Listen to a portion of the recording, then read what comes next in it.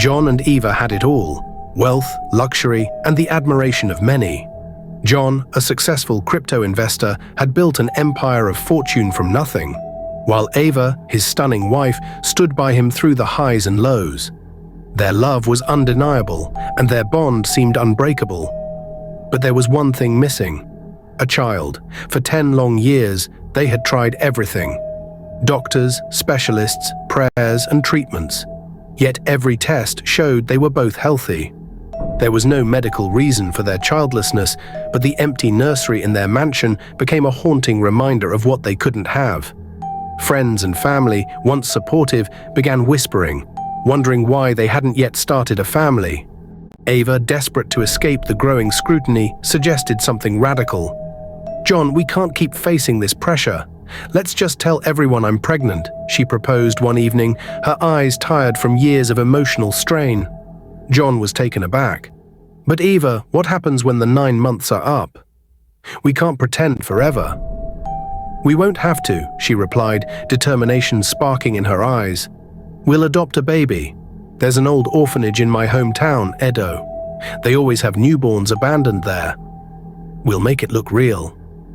John hesitated, but seeing the pain in his wife's face, he couldn't say no. So they agreed. The following week, they announced the news to friends and family. The reactions were as expected: tears of joy, congratulations, and endless gifts.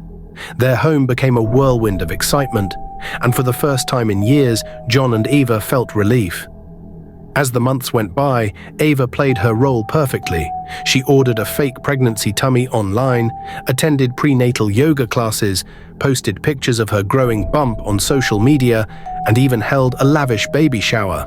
No one suspected a thing. Meanwhile, John made discreet arrangements with the orphanage in Edo community.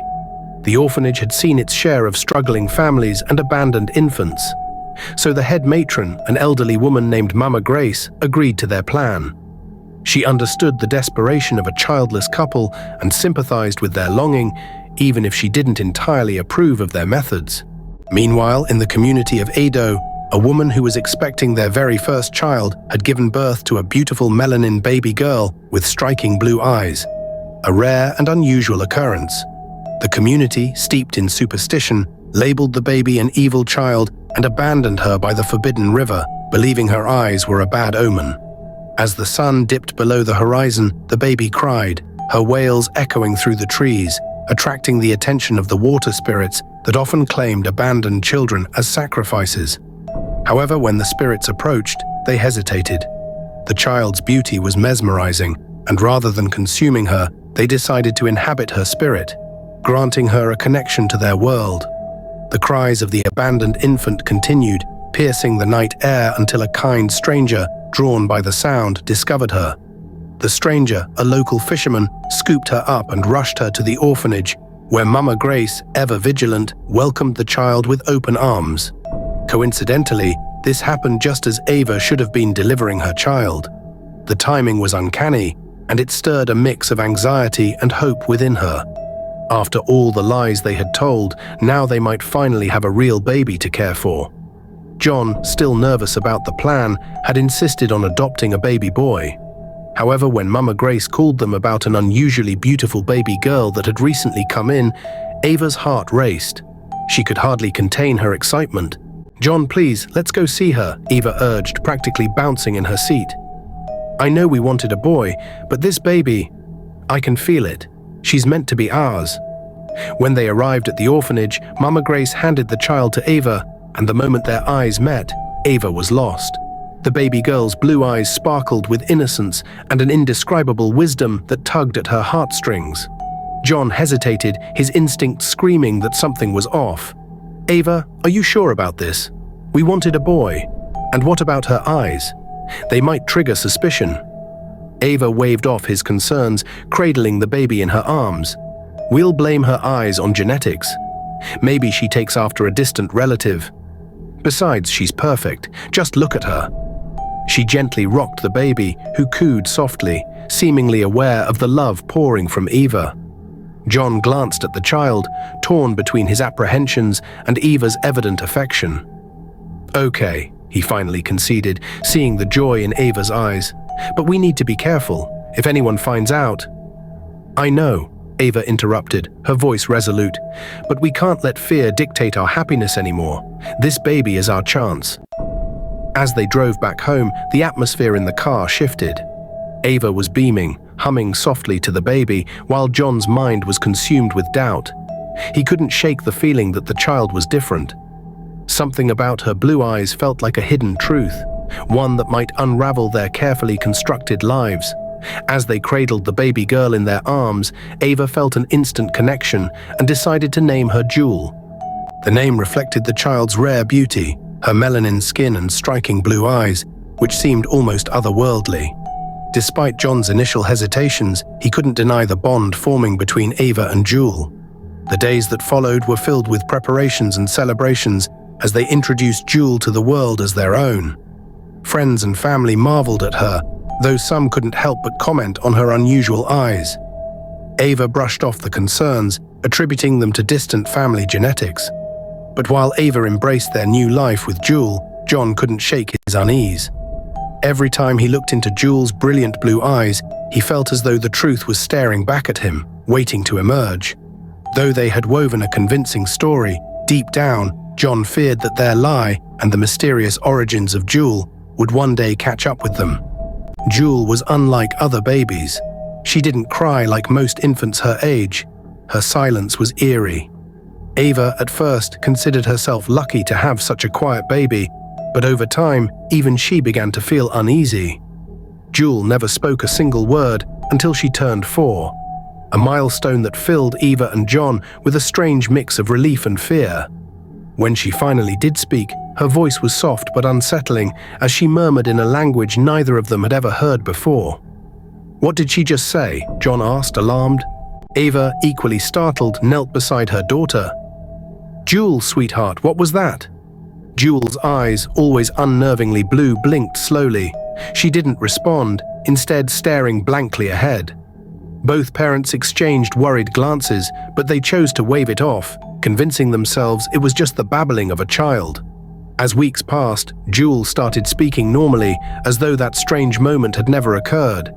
She learned words quickly and adapted well to her new vocabulary, but there was always something about her that remained different, something beneath the surface that John couldn't shake.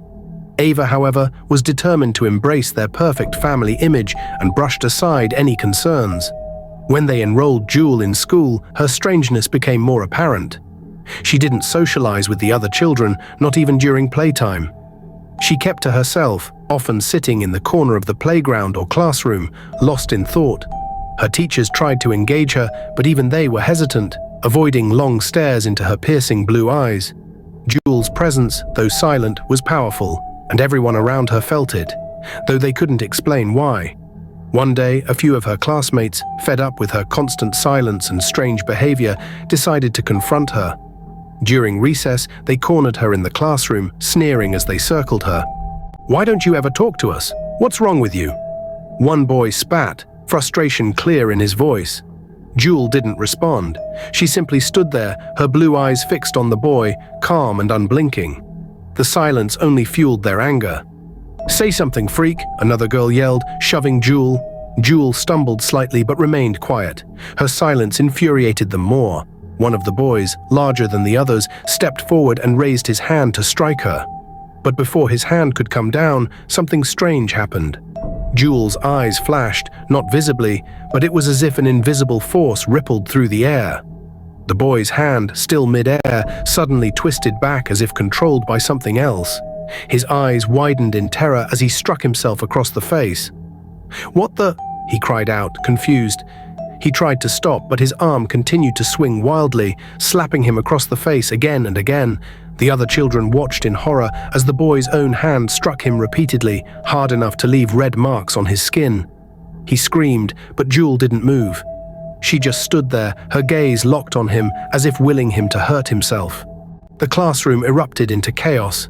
The other children screamed and bolted for the door, pushing past the teacher who had just arrived to see the commotion.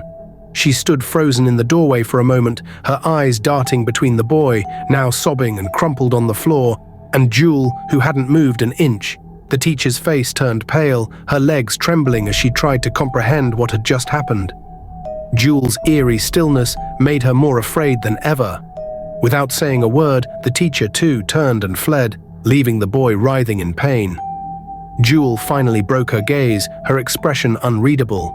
She turned her head slightly, watching the doorway where everyone had vanished. The room was empty now, silent except for the faint sobs of the bully still lying on the floor.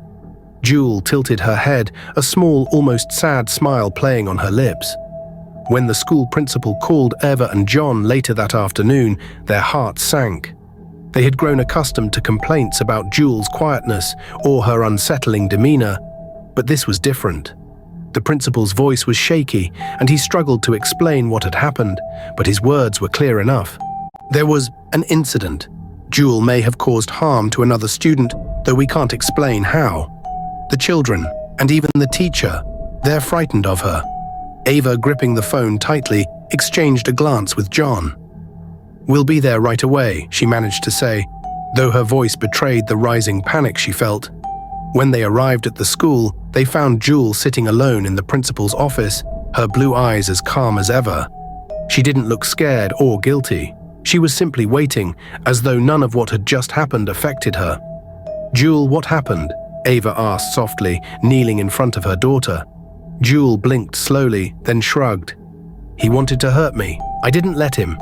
John's hands shook as he placed them on Eva's shoulders, trying to calm his own rising fear.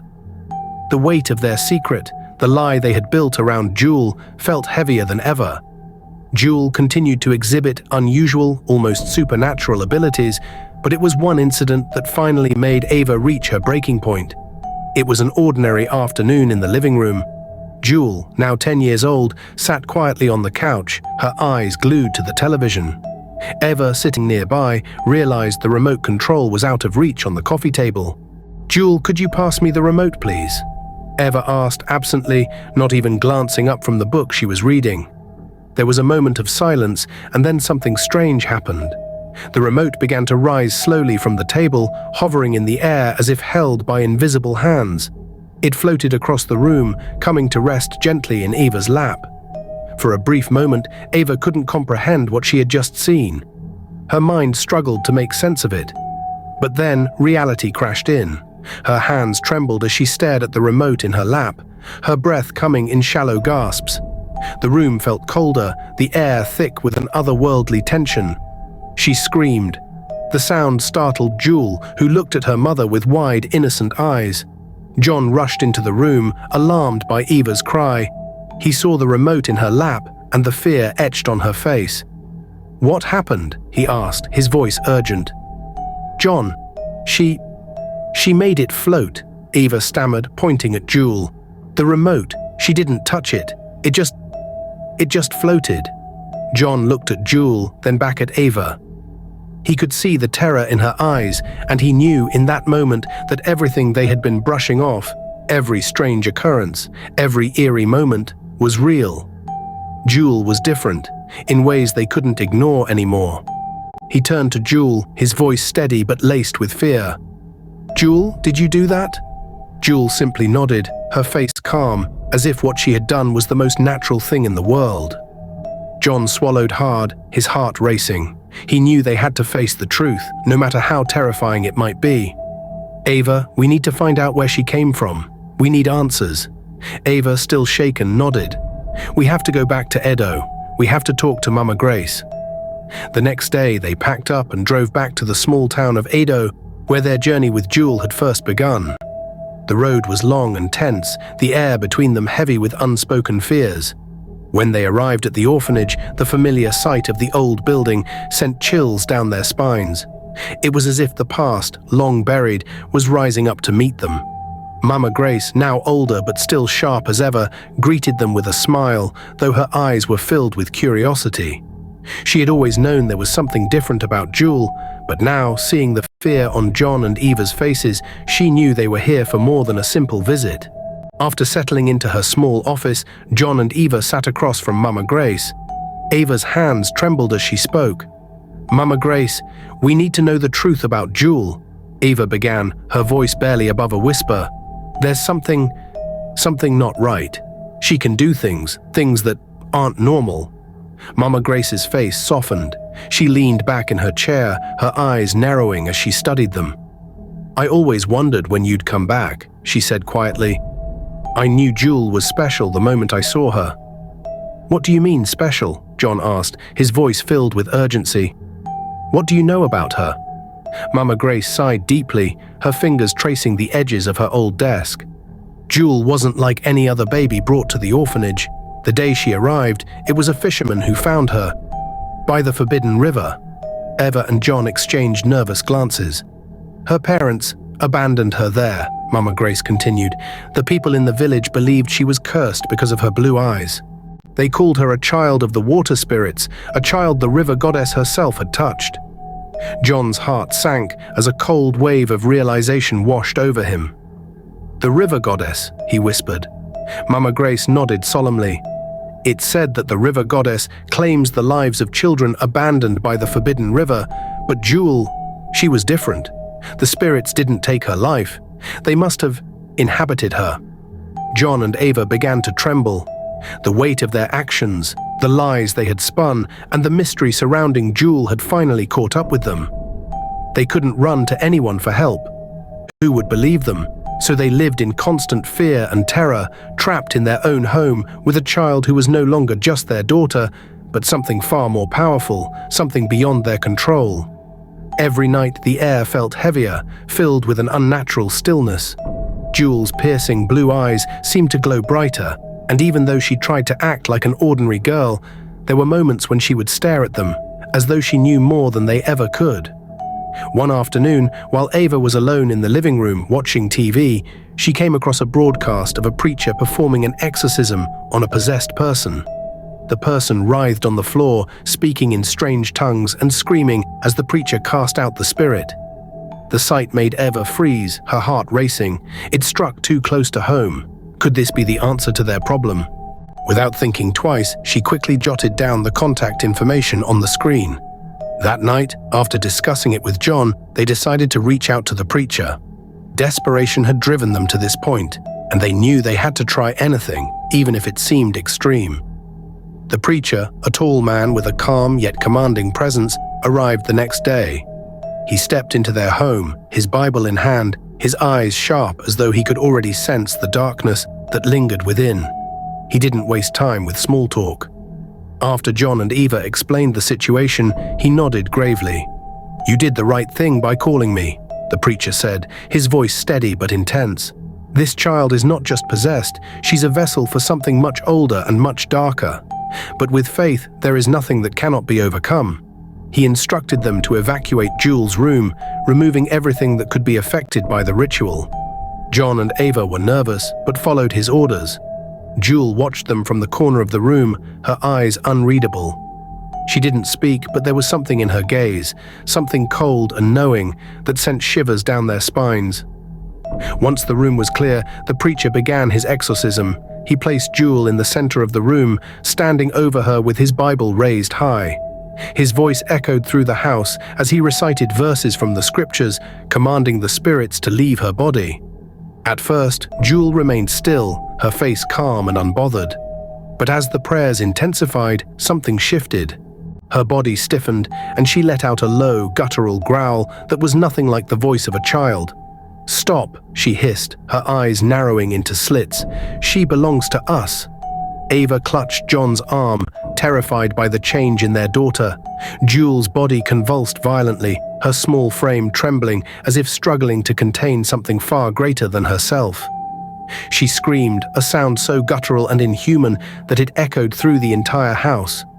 The preacher continued undeterred, his voice growing louder. "In the name of God, I command you to leave this child. Release her and return to the darkness from which you came." Jewel's eyes flashed a bright, unnatural blue, and she thrashed wildly. She cursed in a language neither Eva nor John could understand, her voice deep and full of venom. She even lunged forward and bit the preacher's arm, sinking her teeth into his flesh. He winced but didn't stop, continuing to pray with unrelenting force. The room seemed to pulse with energy, the walls shaking as though the very house was reacting to the battle between light and darkness. Jewel let out one final ear-splitting scream, her body writhing in pain, and then silence. She collapsed onto the floor, her small body limp and still. The preacher, breathing heavily, wiped the sweat from his brow and looked at John and Eva. "It's done," he said quietly. "The spirits have been cast out." Eva rushed to Jewel's side, her heart pounding with both fear and relief. Jewel's eyes fluttered open, and for the first time in years, they looked normal. The unnatural brightness had faded, replaced with the innocent gaze of a child. She blinked up at her mother, confused and exhausted. "Mama!"